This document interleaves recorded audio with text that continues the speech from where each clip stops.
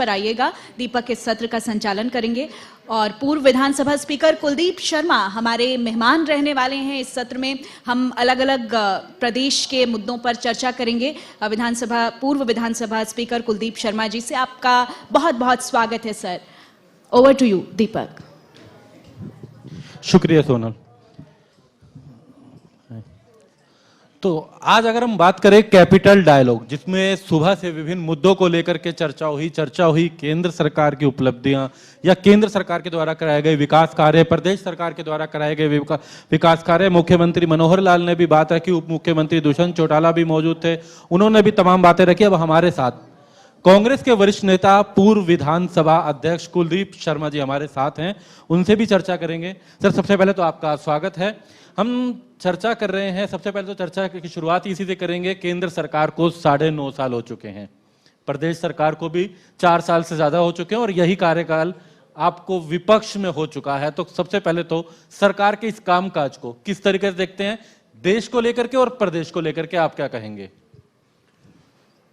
देखिए, 2014 से पहले जब भारतीय जनता पार्टी ने अपनी सरकार न कह के अब की बार मोदी सरकार कहा था, तो ये भारतीय जनता पार्टी की सरकार नहीं है, ये एक व्यक्ति की सरकार है। और ये पहली बार हुआ है कि भारतीय जनता पार्टी में एक व्यक्तित्व इतना भारी, इतना हैवी हो गया।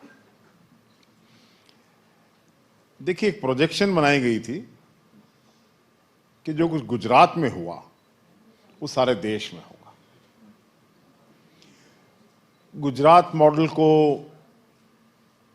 आई am sure BJP was able to sell in India.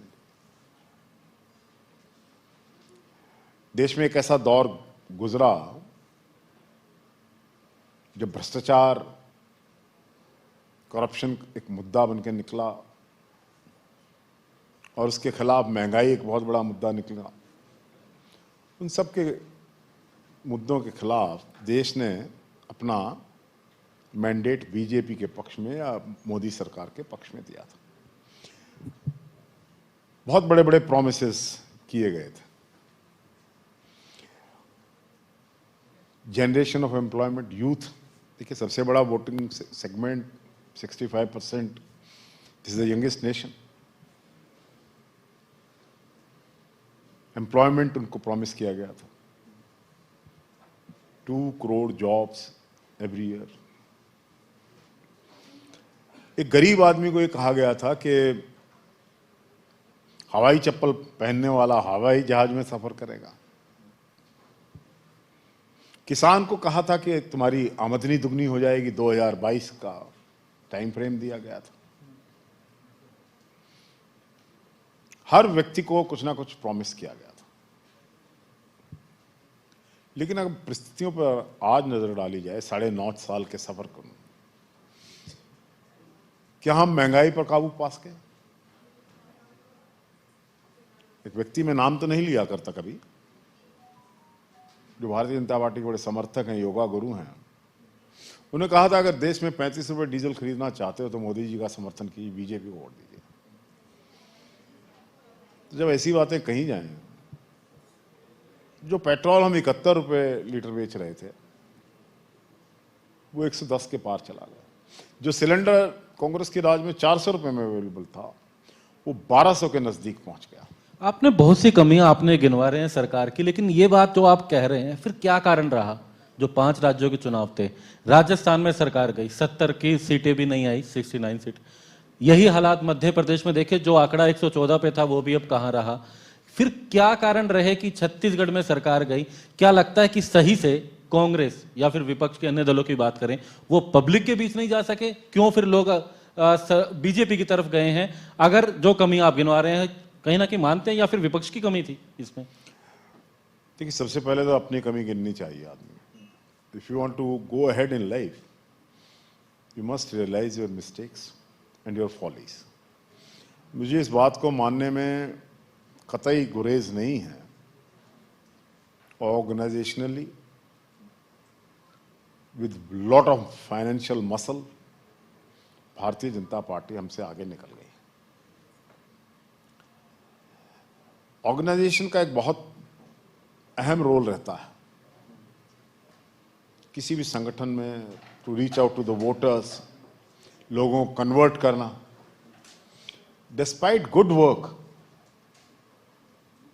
In Rajasthan as well as in Chhattisgarh, we have not been able to form a majority. इसका कारण यही था कि जो कुछ हमने किया, हमारा काडर, हमारा ऑर्गेनाइजेशन उसको लोगों के बीच में ले जा नहीं सका. It was not thoroughly propagated. This was one reason that Congress lost. दूसरा ये था कि बहुत सी ऐसी बातें थी जिनको कांग्रेस में इंटरनल लीडरशिप के लेवल पे हैंडल किया जा सकता था, वो हैंडल नहीं कर पाए. और जिसकी वजह से देखिए, आप राजस्थान के रिजल्ट्स पर नजर डालिए. 34 सीटें ऐसी हैं जिनमें से 21 ऐसी हैं जो 2000 से कम के मार्जिन की, और 34 सीट ऐसी हैं जो 3000 से कम के मार्जिन की. छत्तीसगढ़ के अंदर 11 सीटें ऐसी हैं, कुछ तो 34 पे, कुछ 95 पे, 115 पे, जो हमने लूज की. इसका मतलब हमारा मैनेजमेंट जो था, हमारा जो ऑर्गेनाइजेशनल स्ट्रक्चर था, उसमें कमी महसूस हुई है और उसको सुधार करने की गुंजाइश है. लेकिन ये कहा जा रहा था कि ये सत्ता का सेमीफाइनल, फिर अब ज्यादा समय नहीं है, अप्रैल मई में लोकसभा के चुनाव है और उसको लेकर के भी तमाम तैयारियां हैं. तो कितना असर मानते हैं इन 5 राज्यों में? हालांकि एक राज्य में सरकार बनी कांग्रेस की, लेकिन अब आने वाले समय में इन लोकसभा चुनावों में कितना असर मानते हैं? क्योंकि सत्ता का सेमीफाइनल इसको कहा जा रहा था, तो क्या असर रहेगा? देखिए, सत्ता का सेमीफाइनल तो इसको मीडिया बोल रहा था. हमारे लिए तो हर दिन संघर्ष का है. वो भी संघर्ष का था, आगे आएगा, उसको भी संघर्ष के साथ आगे बढ़ेंगे. 3 स्टेट्स के अंदर भारतीय जनता पार्टी आई है, लेकिन इन्हीं 3 स्टेट्स में हम आए थे पिछली बार 2018 में, और जब 2019 के चुनाव हुए तो इन्हीं 3 स्टेट्स में हमें एक भी सीट नहीं मिली थी. एक शायद मध्य प्रदेश में आई थी. तो आप ये ना कहिए कि जो कुछ अब हो गया है इसका ये 2024 के लोकसभा चुनाव से कोई कनेक्शन है. अभी मोदी जी की सरकार की चुनौती है तो ये है कि उन्होंने इस देश को बताना है कि पिछले 10 साल से जो सत्ता की चाबी उनके हाथ रही है, उनमें अपने वायदों के कितने ताले उन्होंने अभी तक खोले हैं. इस बात का जवाबदेही सरकार की बनेगी और हम इस जवाबदेही को लेकर अगले चुनाव की ओर बढ़ेंगे. हरियाणा को लेकर भी चर्चा कर लेते हैं. केंद्र को लेकर बात करी हमने, 5 राज्यों के चुनाव को लेकर के भी बात करी, लेकिन अब विधानसभा चुनावों को भी एक ही वर्ष है, उससे भी कम समय हम कह सकते हैं, 1 वर्ष से कम समय है. तो कांग्रेस वो क्या रोड मैप लेके चल रही है जो पिछले 9 साल से ज्यादा सत्ता से बाहर रहे हरियाणा में? क्या ऐसा रोड मैप होगा, किस तरीके से लोगों के बीच जाएंगे कि वो मजबूती की जो बात की जा रही है, जो 10 लोकसभा की बात की जा रही है, जो 90 विधानसभा की बात की जा रही है, उस और आगे बढ़ सके? देखिए, ऐसा है कि जो 9.5 years ऑफ गवर्नमेंट हमारी गवर्नेंस रही और अब 9.5 साल की भारतीय जनता पार्टी गवर्नेंस, लोगों के सामने एक कंपैरिजन आ गया. तो हम उस कंपैरिजन को लेके जाएंगे. ये बताएंगे कि हमने कितनी यूनिवर्सिटीज बनाई, कितने मेडिकल कॉलेजेस बनाए, कितने सेंटर्स ऑफ एक्सीलेंस लेके आए. Central university, defence university, national institute of fashion technology, institute of management, national institute of design. Bharatiya Janata party एक भी इंस्टीट्यूट बताए जो इंस्टीट्यूट ऑफ नेशनल एक्सीलेंस, एक यूनिवर्सिटी बताए जिसको कंप्लीट करके इनॉग्रेट किया. कहा गया था कि हर डिस्ट्रिक्ट के अंदर एक मेडिकल कॉलेज बनेगा. एक डिस्ट्रिक्ट बताए जहां पर भारतीय जनता पार्टी की सरकार में मेडिकल कॉलेज की फाउंडेशन स्टोन रख के उसको इनॉग्रेट कर दिया 9.5 years. दीनदयाल उपाध्याय जी के नाम से यूनिवर्सिटी, जो पहले कल्पना चावला जी के नाम से थी, करनाल में बनते बनते आज उसको 9 साल हो गए. पहली अनाउंसमेंट थी करनाल में मुख्यमंत्री जी की, मैं यहां मेडिकल यूनिवर्सिटी बनाऊं, but there is no university at this point. Maharana Pratap के नाम से एग्रीकल्चर यूनिवर्सिटी बनाने की, हॉर्टिकल्चर यूनिवर्सिटी बनाने, है ही नहीं, there is just a boundary wall. तो ये बातें लोगों के बीच कैसे लेकर के जाएंगे, उसको लेकर क्या प्लानिंग है? जो आपने कहा कि राजस्थान में कुछ कमियां रही, मध्य प्रदेश में रही, छत्तीसगढ़ में रही, तो अब ये हरियाणा में ऐसा ना हो, उसको लेकर कोई प्लानिंग है? हालांकि हम देख रहे हैं कि लिस्ट तो आई है कि 17 फरवरी को कार्यक्रम है, अगर बात करें पिछड़े वर्ग से जोड़ करके इसी तरीके से 24 फरवरी को कार्यक्रम है, अलग अलग कार्यक्रमों की सूची तो आ रही है, लेकिन किस तरीके से तमाम लोगों के बीच जाएंगे और जो कमियां रही हैं उसको दूर कैसे करेंगे? कैसे लोकसभा और विधानसभा? देखिए, हम ऑलरेडी जो हमारा 10 लोकसभा रैलीज का प्रोग्राम है उसको कंप्लीट कर चुके हैं। अब हमने कॉन्स्टिट्यूएंसी वाइज हमारा road map already it's out in the media, dates final होकर उसका प्रोग्राम शुरू हो रहा है। एक चीज जो आप पूछेंगे मैं बता रहा हूं कि ऑर्गेनाइजेशनल स्ट्रक्चर हम अभी तक खड़ा नहीं कर पाए। ये एक बड़ा मुद्दा भी रहा है। देखिए, कटिंग एज पे इलेक्टोरल पॉलिटिक्स के अंदर आपका वर्कर होता है,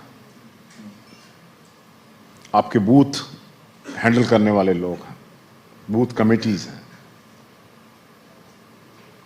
पर्सनल लेवल पे तो लोग बना रहे हैं, लेकिन ऑर्गेनाइजेशनली जो चीज एग्जिस्टेंस में आनी चाहिए थी, कहीं ना कहीं उसकी कमी इतने सालों से, और मैं बड़ा खुल के बोलता भी हूं इस बारे में कि क्यों नहीं हो रहा है। लेकिन 1977 की बात याद दिलाना चाहता हूं, जब इमरजेंसी से देश निकला, कोई पार्टी नहीं थी, एक जनता पार्टी जेपी मूवमेंट से निकली हुई एक पार्टी थी, कई पार्टियों के गठजोड़ से एक संगठन कहीं था ही नहीं, कोई डिस्ट्रिक्ट लेवल, कोई ब्लॉक लेवल, एक जनता पार्टी नाम की चीज थी। एंड उसने इलेक्शन लड़ा। जन आंदोलन जब बन जाया करता है तो इंदिरा जी भी चुनाव हार गए। इसी प्रकार से हरियाणा के अंदर 9.5 साल की misgovernance, rampant corruption, inefficiency, no development, इसके खिलाफ चाहे कांग्रेस का संगठन नहीं है, लेकिन लोगों का संगठन बनके खड़ा है और भारतीय जनता पार्टी के खिलाफ। लेकिन यही एक मुद्दा ऐसा हो जाता है जो आपने कहा भी हम पूछेंगे, और कहीं ना कहीं लोग पूछते भी हैं, सरकार भी पूछती है, अन्य दल भी पूछते हैं कि संगठन तो नहीं है। बात जो आप बात कर रहे हैं कि उसके बगैर भी लड़ सकते हैं, लेकिन 9.5 साल में एक बड़ी चुनौती रही, शायद यही एक मुद्दा रहा कांग्रेस को घेरने के लिए। क्योंकि अब चाहे दीपक बाबरिया की बात कर रहे हैं, इससे पहले भी कई बड़े बड़े नेताओं को प्रभारी बनाया गया, प्रदेश अध्यक्ष भी बदले गए, लेकिन आज भी केवल प्रदेश अध्यक्ष, 4 कार्यकारी अध्यक्ष, इन्हीं के तरीके चल रहे हैं, और तारीख पे तारीख हर बार आती है कि जल्द संगठन होगा। तो आपका भी पार्टी का आगे आपने भी बात रखी कि कब तक प्रदेश में संगठन होगा, क्योंकि ये मुद्दा दूसरे दलों के पास है कांग्रेस पर निशाना साधने के लिए। जो मैंने स्वीकार किया है कि जमीनी संगठन का ना होना शायद हमारे लिए सबसे बड़ी चुनौती, लेकिन if you have fingers on the pulse of Haryana people, तो वहां से एक आवाज निकल रही है कि जो ये 9.5 साल की सरकार है, श्री मनोहर लाल खट्टर जी के नेतृत्व की सरकार है, ये डिलीवर नहीं कर पाई है, ये करप्शन को रोक नहीं पाई है, इसकी महंगाई, और कौन सा ऐसा वर्ग है, किसान से बात करो, every day there are protests, कर्मचारी से बात करो। मैं तो करनाल रहता हूं, मुख्यमंत्री जी का गृह क्षेत्र है, डेली प्रोटेस्ट्स हैं। स्टूडेंट से बात करो, यूथ से बात करो, उसके लिए एम्प्लॉयमेंट नहीं है, आंगनवाड़ी वर्कर, आशा वर्कर, जिसको देखिए। फिर इसके बाद सबसे ज्यादा एम्फेसिस होना चाहिए था एजुकेशन, वहां सबसे ज्यादा वैकेंसीज हैं, 1 लाख से ज्यादा जॉब्स एजुकेशन सेक्टर में खाली पड़ी हैं, जो ये सरकार नहीं भर पाई है। इसी प्रकार से जो मेडिकल इंफ्रास्ट्रक्चर क्रिएट करना चाहिए था, जो कि नीड ऑफ द आवर्स, आपने ये तो बना दिया, आयुष्मान योजनाएं और ये सब कुछ बन गई, where are the colleges, where are the hospitals, ये सब बातें हैं। ये ना समझें कि कांग्रेस का ऑर्गेनाइजेशनल स्ट्रक्चर नहीं है तो लोगों को कुछ नहीं पता है। जब आप बात करते हो कि रोजगार नहीं है, सीटें खाली पड़ी हैं, तो मुख्यमंत्री को अभी हम सुन भी रहे थे, वो बात रख रहे थे 1,14,217, शायद यही आंकड़ा उन्होंने दिया। उन्होंने कहा ये हमने दिया है 9 वर्षों में। सरकारी नौकरी की बात कर रहे थे, वो कंपेयर कर रहे थे जब आपकी सरकार थी, कांग्रेस सरकार की बात कर रहे हैं, आपकी पार्टी की जब सरकार थी, तो उनका कहना है कि इनकी 86,000 थी, हमने 9 साल में भी इनसे तकरीबन 28,000 से ज्यादा हैं।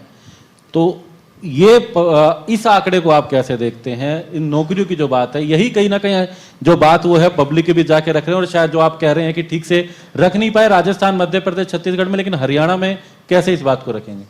देखिए, पिछले 10 साल में हरियाणा की पॉपुलेशन 32% बढ़ी है।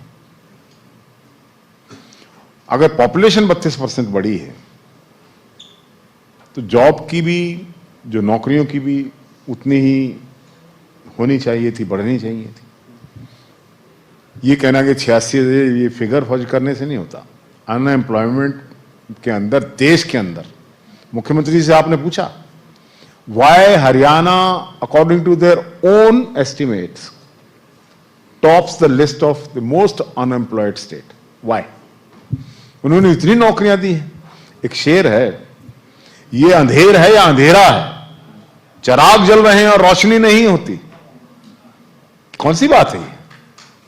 आप कह रहे हैं कि हमने इतनी नौकरियां दे दी, लेकिन अनएम्प्लॉयमेंट में हम इंडिया को लीड कर रहे हैं।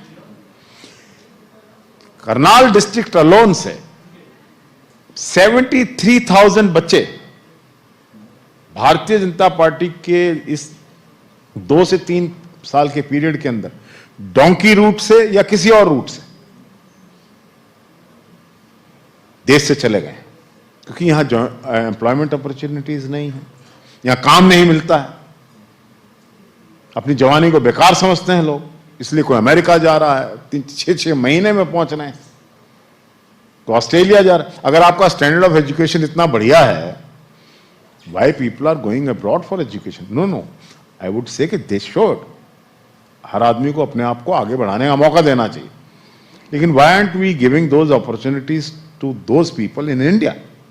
तो हरियाणा में वो कौन से मुद्दे रहेंगे, मेरा वही उसी से जुड़ा प्रश्न है। क्या 6,000 पेंशन के वादे आप करते हैं, आप सिलेंडर की कीमतों की बात कम करने की बात करते हैं, हालांकि ये चीज तो राजस्थान में भी थी, 500 रुपए करके दिखाया था उन्होंने, लेकिन वो चीज वहां चली नहीं। हरियाणा में ऐसी कौन सी बातें आप करते हैं जिसको लेकर के आपको लगता है कि लोग कांग्रेस के साथ जुड़ सकते हैं, लोग कांग्रेस के साथ जुड़ेंगे, जिसको लेकर के आप कहेंगे? देखिए, कांग्रेस के साथ लोग क्यों नहीं जुड़ेंगे और क्यों ऐसे व्यक्तियों के साथ रहेंगे जिन्होंने 9.5 साल में अनएम्प्लॉयमेंट में सबसे आगे ले गए हैं देश को, प्रदेश को। भ्रष्टाचार में सभी सीमाओं को लांघ चुकी है। आज भ्रष्टाचार इतना ज्यादा है। कल की फिगर है नेशनल क्राइम रिकॉर्ड ब्यूरो की कि हरियाणा इज सेकंड क्राइम के अंदर, एंड क्राइम अगेंस्ट वुमेन में तो फर्स्ट है। किसान की बात करें, किसान इतना असंतुष्ट है, इतनी उसमें फ्रस्ट्रेशन है कि वो इतनी मेहनत करता है लेकिन उसको उसका भाव नहीं मिलता है। भावांतर योजनाएं बनाई गई, न जाने कितने नाम लिए गए, लेकिन आज के दिन किसी भी सेक्शन की बात करें, वो आज के दिन सरकार से नाराज है। एक प्रश्न, मैं जब चर्चा शुरू होनी थी आपसे, उससे पहले मुझसे किसी ने पूछा है कि कुलदीप शर्मा इस बार लोकसभा का चुनाव लड़ते नजर आएंगे या विधानसभा को की लेकर के ही अभी तैयारी करेंगे। ये लोकसभा का शब्द मेरे सामने भी किसी ने कहा कि ये चर्चा है कि कुलदीप शर्मा लोकसभा का चुनाव भी लड़ सकते हैं। हालांकि तय तो पार्टी ने करना है, लेकिन शायद आपने कोई ऐसी इच्छा रखी होगी या कोई ऐसी बात रखी होगी। देखिए, मैं गन्नौर से अगर पार्टी का आदेश होगा तो केवल मात्र विधानसभा का चुनाव लड़ूंगा। लोकसभा चुनाव लड़ने की मेरी कोई इच्छा नहीं। कांग्रेस पार्टी का आदेश होगा तो चाणक्य लोकसभा के चुनाव के लिए तैयारी कर रहे हैं और कोशिश करेंगे। करनाल से या कहाँ, कौन सी? करनाल से, करनाल लोकसभा से चाणक्य पंडित, हालांकि युवा नेता हैं कांग्रेस में और सक्रिय भी काफी नजर आ रहे हैं। हम बात वही कर रहे हैं, अभी लोकसभा को लेकर के ही, विधानसभा को लेकर के कुछ कार्यक्रमों का दौर चल रहा है। तमाम जगहों पे आप भी जा रहे हैं, भूपेंद्र सिंह हुड्डा भी जा रहे हैं, लेकिन जब भी कहीं जाते हैं तो एक बात आती है कांग्रेस के अंदर, एक भूपेंद्र सिंह हुड्डा ये गुट कहा जाता है, एक SR के गुट कहा जाता है। ये क्यों एक मुद्दा बनता जाता है और क्या लगता है कि शायद यही एक कारण है कि कहीं ना कहीं विपक्ष कुछ मामलों पे निशाने पर आ जाता है? देखिए, जो SRK है ये तो आप लोगों का दिया हुआ नाम है, मीडिया जनरेटेड नेम है, वरना कोई ऐसा गुट नहीं है। पार्टी में बहुत से लोगों की अपनी अपने तरीके से महत्वाकांक्षाएं रहा करती हैं, इट्स क्वाइट अंडरस्टैंडेबल। लेकिन सभी का विश्वास कांग्रेस में है, कांग्रेस की विचारधारा में है, कांग्रेस के नेतृत्व में विश्वास है, उससे बाहर कोई नहीं। मैं इस चीज को कतई गलत नहीं समझता हूं कि अगर कोई भी नेता जिनका आप नाम ले रहे हैं, किसी और कोड वर्ड में SRK बोल रहे हैं, फुल फॉर्म में बोल देते हैं हम तो, शैलजा अगर बात करें, कुमारी शैलजा, रणदीप सुरजेवाला, किरण चौधरी, वो कहीं ना कहीं साथ नजर नहीं आते या फिर कुछ बयानबाजी ऐसी नजर आती है जो सरकार पर कम और अपनी ही पार्टी के नेताओं पर ज्यादा नजर आती है। देखिए, जहां तक इन लोगों की प्रोजेक्शन बनाने की बात है, इसका कोई हर्ज नहीं है। आई डोंट थिंक कि अगर हुड्डा साहब के अलावा और किसी आदमी की ये प्रोजेक्शन हो कि ये चीफ मिनिस्टर बन सकता है, it's a benefit to the party. What BJP did, BJP ने अपने 8 केंद्रीय मंत्रियों को जो विशेष रीजन में प्रभाव रखते थे, केंद्रीय मंत्री पद छुड़वा के विधानसभा में उतारा, उसका फायदा हो। तो अगर सुरजेवाला जी, किरण जी, शैलजा जी या और कोई जी, अगर इन सबका प्रभाव इस्तेमाल हो रहा है, हो सकता है, तो इसमें कोई हर्ज थोड़ी है। चलिए, एक अंतिम प्रश्न इस चर्चा का जरूर करेंगे। ये कहा जाता है कि कुलदीप शर्मा राजनीतिक पंडित हैं जो राजनीति का भविष्य बताते हैं। 9 साल से तो विपक्ष में हैं, लेकिन अब आगे किसको देख रहे हैं, 2024 में क्या देख रहे हैं, चाहे वो लोकसभा की बात करें, विधानसभा की बात करें, और इसी में ही फिर एक बार जोड़ना चाहेंगे कि आखिर पब्लिक को कैसे अपने साथ इसमें जोड़ेंगे, इसको भी जरूर बात। देखिए, राजनीति के पंडित, it's the most unpredictable game. इसको कोई प्रिडिक्ट नहीं कर सकता है। एक श्लोक है, त्रिया हृदयम पुरुषस्य भाग्यम जानाति न देवो कुतो मनुष्य। इसका किसी को नहीं पता, लेकिन आपने मुझे पंडित कहा है, आई कैन प्रिडिक्ट कि हरियाणा में इतनी फ्रस्ट्रेशन है प्रेजेंट डिस्पेंसेशन से, आज की सरकार से, कि बहुत बड़े बहुमत के साथ कांग्रेस हरियाणा में सरकार बनाएगी। ग्रहचाल ऐसी चल रही है, पता नहीं लगता। हाँ, यस, धन्यवाद। हमारे साथ में पूर्व विधानसभा अध्यक्ष कुलदीप शर्मा, कांग्रेस के नेता और बड़ी बेबाकी के साथ इन्होंने तमाम बातें रखी। इन्होंने माना कि जो राजस्थान में, मध्य प्रदेश में, छत्तीसगढ़ में जो कमियां रही उसको लेकर के भी, लेकिन आगे की बातें भी रखी कि कैसे अब ये लोकसभा चुनावों को लेकर, विधानसभा चुनावों को लेकर के लोगों के बीच जाएंगे, उनको लेकर के तमाम बातें रखते नजर आए। फिलहाल एक छोटे से ब्रेक का, कहीं जाइएगा मत, खबरों का सिलसिला लगातार जारी है। धन्यवाद।